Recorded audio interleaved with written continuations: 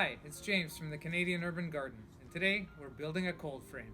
We are gardening in Canada here, so we have a season where we can't grow anything. A lot of people will try to extend their season by growing in a greenhouse or a polytunnel or with row covers. This is one of those solutions to the short growing season. So why am I building a cold frame? One word, spinach. Spinach is super hard to grow in Montreal.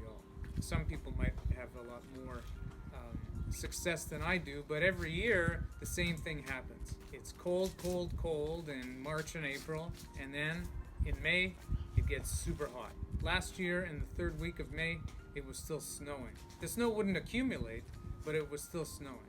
And then in the fourth week of May it was 30 degrees and the spinach all went to seed. When it gets too hot, spinach will shoot its seed up, and then the leaves will become bitter and you can't eat it anymore. And you're basically done, the plant is dead. We can grow spinach twice a year here. Once in the spring, or at least we can try, and once in the fall.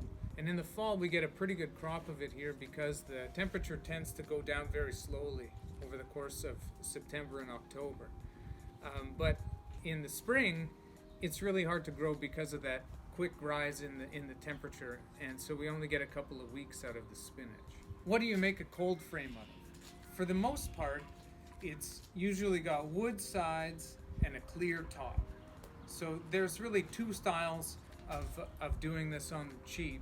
One is you try to fit it to your bed. So if you have a raised bed, you try to fit your cold frame to be the same size or at least the same width as your raised bed so it can sit right on top. And the other is depends on what kind of materials you have. A lot of people like to use old windows for the lid. So if you have an old window for your lid, then it determines the size of your cold frame. What I'm going to use is some leftover plywood and some 2x2s that I picked up at the hardware store. Why am I using these materials? For a few reasons. One is that wood has become very, very expensive. It's basically worth its weight in gold since the beginning of the pandemic. And this is left over from another project I have going on inside the house. These pieces here, these two wider pieces that'll make the front and the back, they're almost 4 feet wide, so they'll be the same width as my in-ground beds. So it's going to work out pretty well. And then I'll use this other material for the sides. For the lid, I don't have an old window, and I didn't want to splurge for a piece of plexiglass or glass. So I just picked up a plastic drop sheet at the hardware store for $5. As you can see, these aren't outdoor rated materials. Normally when you build your raised beds or something that you're going to be using outside, you're going to want to use a wood that has built-in natural protection against the elements like cedar or hemlock or something like that. Some people do use pressure treated wood for stuff like this, but there appears to be a debate over whether or not that is safe to do when you're growing food. And the second reason, I didn't want to go out and spend a couple $100 on cedar just to learn with it. Right, so this is the first cold frame I'll have ever built, and that's why I'm trying to do it on the cheap with materials that, for the most part, are offcuts and leftovers from other projects. And you might be worried about what your neighbors might think if you build something that isn't built out of cedar and that kind of thing. And luckily I live in a working class neighborhood. You guys saw my fence last week, so you know that things are not all perfect around here.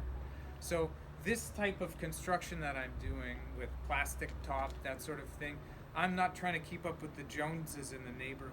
I want to show you why I chose to take these 4-foot pieces for the back and the front of the cold frame. It's basically the same width as my in-ground beds. They're all 4 of them are 4 feet wide by 9 feet long. So I'm just measuring the sides of it, and I'm gonna cut a piece of 2x2 that's the same length on both sides to make part of the back frame. Gotta make sure to put on my safety glasses and my earplugs. I can barely hear anything anyway, so I want to keep what I got left. Thank you.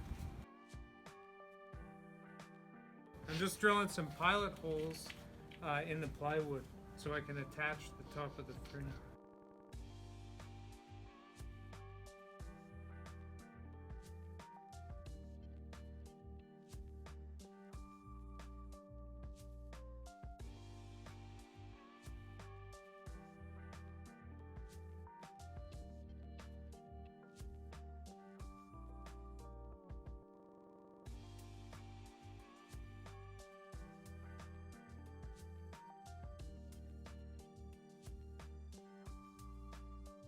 So when you build a cold frame, you want the front of the cold frame, the south side facing part of the cold frame, to be lower than the back of it, the north side facing part. So it slopes towards the south so it lets more sunlight in. So how much shorter do you want it to be?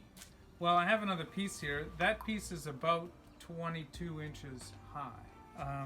This one is also 22 inches high. I want to have enough angle that the sunlight gets in, but I want to leave enough space that the plants can grow inside of it. So I'm going to make it 1 foot lower than the back.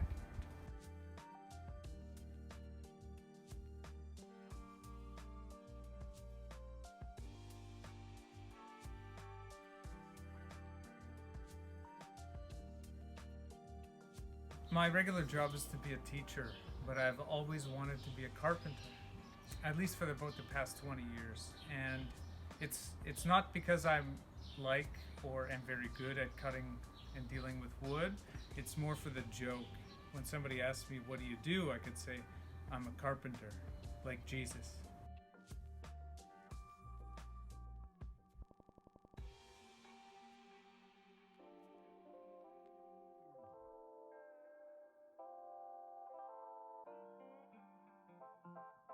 Right here, I have the front, and right here I have the back.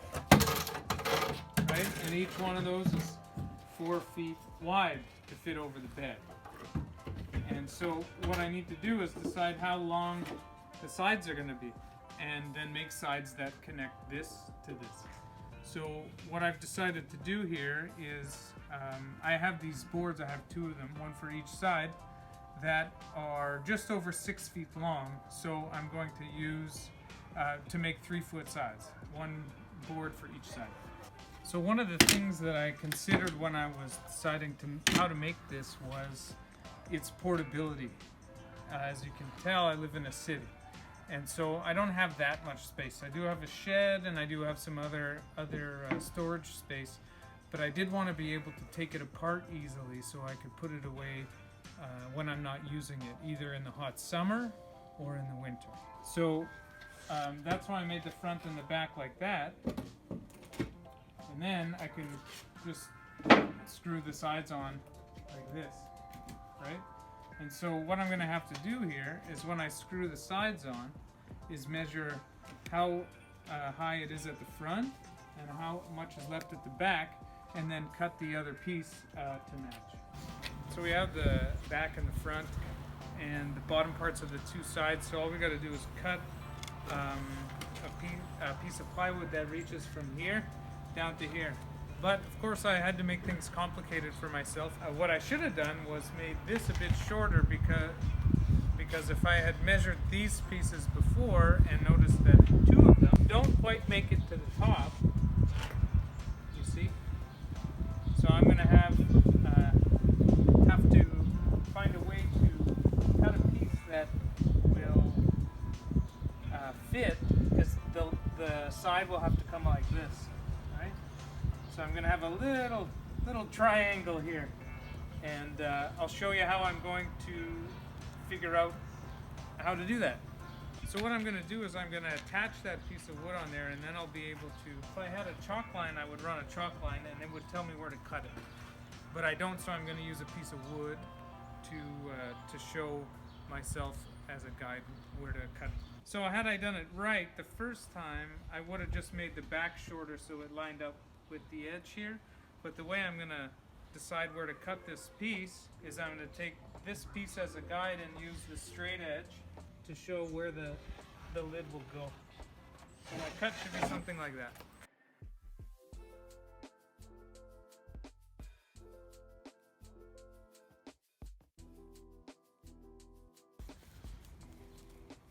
my angle's right, it should just continue. There you go. So I should be able to just cut it off with that. So because I have these little pieces here, I need a way to stabilize it, and I'm actually going to end up using an extra piece of wood on each side to do that. So I'm just going to run a 2x2 here along the side to frame it in. So I put it here so I would know the angles, and I just ran a level up each side so I know what angle to cut at. So I cut a piece to fit on this side, and then I'll just cut another one to duplicate it. We got the basic box built now. It's 4 feet wide and about 3 feet long.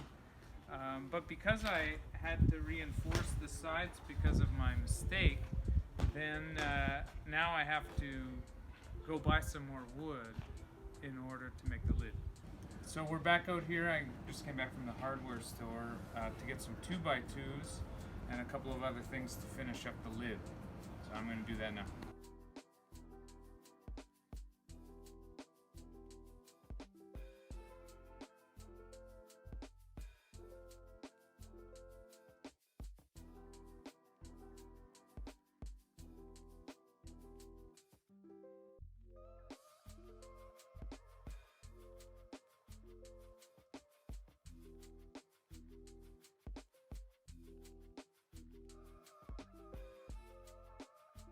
I'm just going to use these gate hinges for the lid because they're plated with zinc so they won't rust.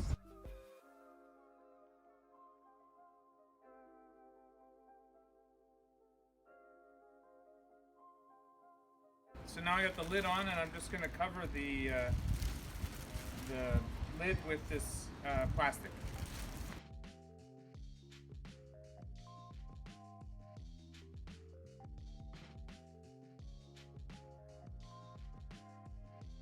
So the cold frame's basically done. So right now, or what that does, what covering it up like that does, is it raises the temperature a lot from the sun hitting the bed and then trapping it inside, like the greenhouse effect, right? So it acts like a small greenhouse.